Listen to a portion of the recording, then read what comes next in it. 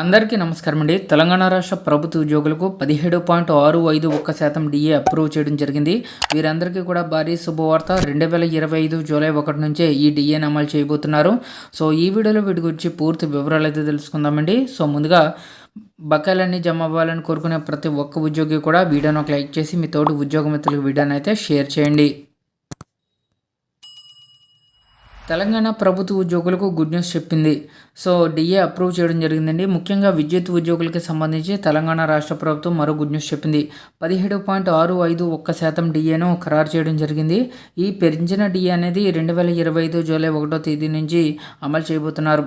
అయితే డిఏ పెంపు ప్రతిపాదనలకు deputy CM బట్టి విక్రమార్క ఆమోదం తెలిపారు. అలాగే ట్రాన్స్కో, జెన్కో, ఎస్పీడీసీఎల్లో, ఎస్పీడీఎస్ పరిధిలో ఉద్యోగులందరికీ కూడా ఈ డిఏ అయితే వర్తిస్తుందండి. రాష్ట్ర ప్రభుత్వం తీసుకున్న ఈ నిర్ణయం వల్ల 71,387 మంది ఉద్యోగులు, ఆర్టిజన్లు, పెన్షనర్లకు లబ్ధి అయితే చేకూరబోతుంది. సుమారుగా ఈ పెరిగిన డిఏ వల్ల 71,000 మందికి ఉద్యోగులకు ఈ ప్రయోజనం అయితే చేకూరనుందండి. అంతేకాకుండా విద్యుత్ సంస్థలపై 9,39,00,000 రూపాయల ప్రతి నెల అదనపు ఆర్థిక భారం కూడా పడబోతుంది.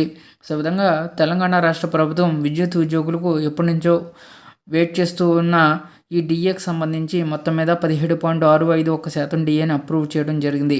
సో ఇదండి వాళ్ళ తెలంగాణ ఎంప్లాయీస్ సంబంధించి తాజా updates. For more updates subscribe to our channel. Thank you.